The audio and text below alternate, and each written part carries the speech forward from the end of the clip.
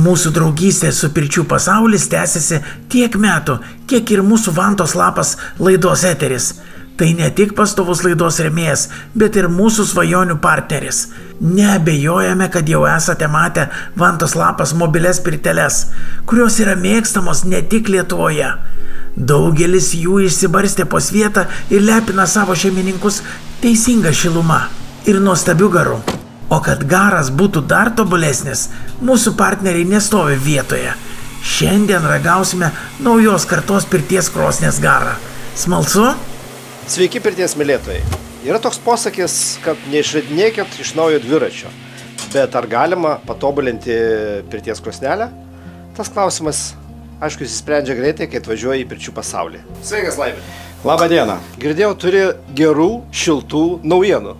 Taip, turime naujieną. Pirčių pasaulio krosnelę, kurią norime dabar ir pristatyti. Tai kągi, paklausom, kaip krosnelė dainuoja. Taip, krosnelės jos ir dainuoja, turi muzikinę klausą netgi. Laimi, tu kaip vyriausias kapelmeisteris turėtum užpilti garo.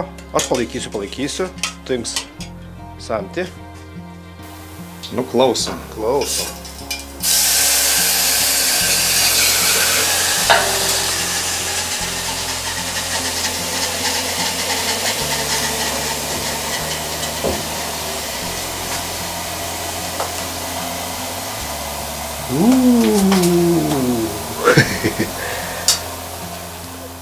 Aš įstikinęs, kad žiemą, kada šalta, pūga ir kai viduje dar dainuoja karštoji pūga, labai geras jausmas bus.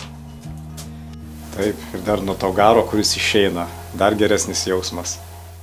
Labai geras garas. Dar vieną.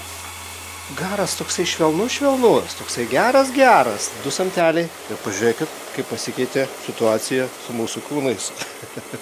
Mes labai gražiai prakaituojam. Aš suprantu, bet tu įgarsink, kodėl yra tokia situacija, kad stojant šalia krosnelės, nejaučiu karščio, to prieskančio nuo tokių, kaip sakant, tradicinių krosnelių, kurios yra kitur.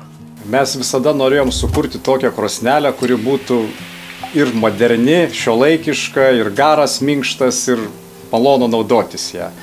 Tai vat kaip ir gimė tas produktas, kuris kaip ir tenkina mus. Ir manau, kad tenkins visus, ir tiek Saulių, tiek ir žiūrovus mūsų, tiek visus aplinkui. O čia kažkokių labai daug stebuklų nėra, paprasčiausiai panaudotos tam tikros technologijos, kurios leidžia mums pasiekti, kad ta šiluma sklistų ne į aplinką, o sugertų į akmenis. Tai jeigu pažiūrėsim, krosnelės konstrukcija yra sudėto nerūdėjančio plienos laikikliai, kuriuose yra akmenis ir sulaiko tą karštį, neleidžia paskleisti tų infraraudonųjų spindulių į aplinką. Krosnelė matote 2 piltuvėlius. Neapsigaukite, tai nėra garo patrankos, tai yra angos į vidinę akmenų dėtuvę, kurioje sėdi įkaitinti akmenys ir duoda mums nuostabų garą. Kad trūksta rankom, trūksta vantų.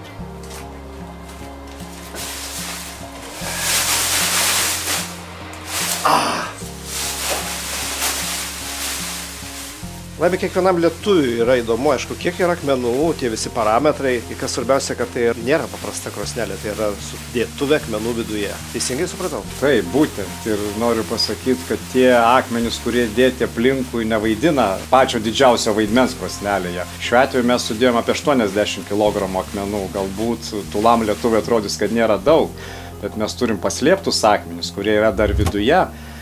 Ten jų telpa apie 20-30 kg šitų akmenų ir šitie akmenys duoda ypatingai minkštą garą.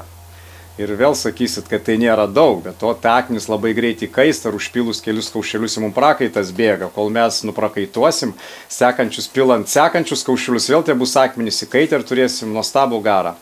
Aš Laimi matau tokį progresą krosnelėse. Kažkiek tai metų tenkinuosi žmonės tuo, kad markinė krosnelė, apdėta akmeniukais, metalinė, jinai kaitina akmenis, viskas tvarkoje. Čia yra gera žinia tiem, kurie nori pajausti ir to periodinės krosnės garo. Tai žmonės nestovi vietoje, kaip ir atranda, kad galima patalpinti į talpą, kur yra karštesni akmenys ir gauti žymiai geresnį garą.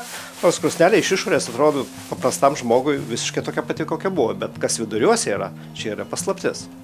Mes visi turbūt vystomės, pažiūrėkime, prieš kokį 20 metų mums vienas tikslas, kuo daugiau kaitinti pirtį, pasėdėti, tiksliau net nepasėdėti, kas ilgiau užkęs, tokio kaip ir kančia. Ir su metais mes visi, kaip sakyt, modernėjam, kitaip pradedam mąstyti, kitokių pojūčių reikalavom, automatiškai vystosi ir krosnelės pagal žmonių norus, pageidavimus. Tai dabar mums nebeužtenka įbėgti pirtį, pabūti 5 minutės ir atgal. Mes norim pabūti, kad būtų malonu, kad turėtume minkštą garą. Tai automatiškai krosneles darom tam skirtas. Tai tie vidiniai akmenys mums leidžia pasiekti žymiai aukštesnę temperatūrą akmenų ir nuo to mes turim žymiai minkštesnį garą.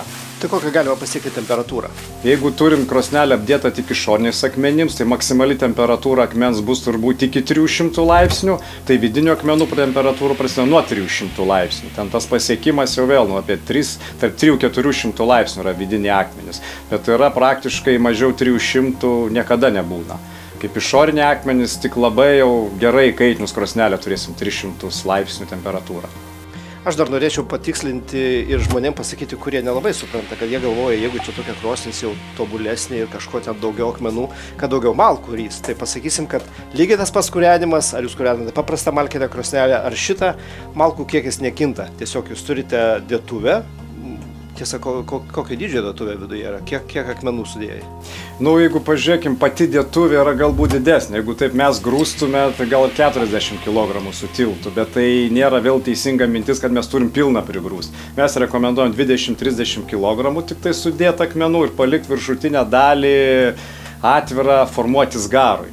Tada mes kaip ir gaunam ir muziką gražią, ir tą garas, kuris išgarina, nes reikia turėti omeny, kadangi yra vidiniai akmenys, jie neatvėsta, net langą atidarius, duris atidarius, jie visada palaikomam karšti. Vis tiek mes bet kokiu atveju kūrenam krosnelę, nebūna taip, kad jos nemeta malkų, tai labai greitai tie akmenys vėl atgauna savo temperatūrą, nereikia bijoti, kad ten nėra daug akmenų ir atšalsia greitai. Jie labai greitai atgauna atgal savo šilumą ir mes turim puikų garą visą laiką. Pridursiu dar, kad krosnelė nepraranda savo savybių, kurios buvo pamėgę žmonės iš anksčiau. Tai yra, kad šitos krosnelės, jos po 20 minučių buvo užkūrimo, tu galėjai šildytis jau į pirtelę. Tu galėjai ateiti, atsisėsti, krosnelė jinai maloniai šyla. Aišku, dar atsiranda antras etapas, tai yra, kada įkaista vidiniai akmenys ir tada tu gauni dar papildomą malonumą iš jos. Tai yra dviejų tokių, kaip sakant, pakopų krosnis. Nėra ta, kad tau reikia po 3 valandų eiti į pirtį. Tu galėjai iš karto. Ir kitas dalykas, kad tu gauni po to labai gerą, kokybišką garą.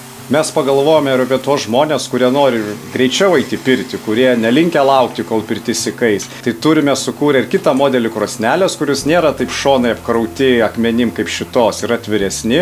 Ir ta krosnelė žymiai greičiau prikaitina patalpą, bet to pačiu turi vidinius akmenius ir garą mes turim tokį pat nuostabų kaip ir su šita krosnele. Ir kaip nepakalbėjus apie išorę, tai bet kuriam lietuviui, vyras ar moteris, tai būtų svarbu išorė. Tai yra gražus, tiesiog plieno kalnas, toksai visas apkaustas nerūdinčių plieno. Ir kas geriausia, kad yra bet kuri moteris einanti pirtį, gali matyti savo atvaizdą, kokia jinai liekna, kokia jinai graži yra šitoje pirtį. Tai nerūdintis plienas apkausto visą korpusą, jisai yra toks truputėlį į viršų smailėjantis, konuso tipo ir tikrai pritrauks jūsų akis, nes man patiko iš pirmo karto. Mums šitą krosnelę primena pilį. Ir norim, kad ta pilis tarnautų duodant gerą garą ir būtų tvirta kaip bokštas. Po kelių valandų pirtinimuose ir intensyvaus vanojimo jau galime pasidalinti savo pagrindiniais pastebėjimais. Krosnelė yra pastovaus nuolatinio kūrenimo, todėl neprireiks 3 valandų, kad ją iškūrentumėte. Pirtininkui stovint prie pat krosnelės nejaučiamas spinduliuotės svilinantis karštis. Nerūdijančio plieno krosnelės apdaila jį visiškai sulaiko. Užpylus vandens į vidinę akmenų dėtuvę galima išklausyti pūgą priminančią melodiją, kuri ramina protą. Garas labai minkštas, užtenka 2 samtelių, kad susiformuotų vanojimui reikalingas garo pyragas. Garui išgauti galima naudoti išorinius akmenis, kurie įkaista iki 250 laipsnių, arba vidinius akmenis, kurių temperatūra siekia 350–450 laipsnių. Po labai intensyvaus vanojimo užtenka 10–15 minučių ir vidinės dėtuvės akmenis vėl pasiruošia duoti minkštą garą. O svarbiausia – puikus kainos ir kokybės santykis.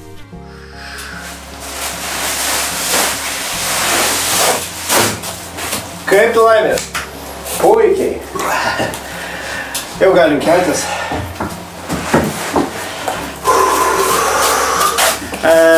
Seilė bėga per žandą. Jeigu kažkas pasakys, kad čia blogas garas, aš iškart galiu pasakyti, kad tai yra nesąmonė. Labai geras garas, buvo man smagu dirbti ir jisai ten viršui buvo. Toks neplikantis, toks pikantiškas. Labai geras. Kaip tau? Nu žinau, kad geras garas, bet iš po tavo rankų ir po tavo vantų jis tiesiog nuostabus. Jeigu pradžioje dar klausimas, ar galima dar kažką patobulinti, kažką naujo išrast, oi, patikėkit, žmonija dar ne tą atras. Ir manau, kad krosnelė šis atradimas yra šiais metais numeris 1. Vantos lapas, kokybės ženklas. Laimė? Va taip.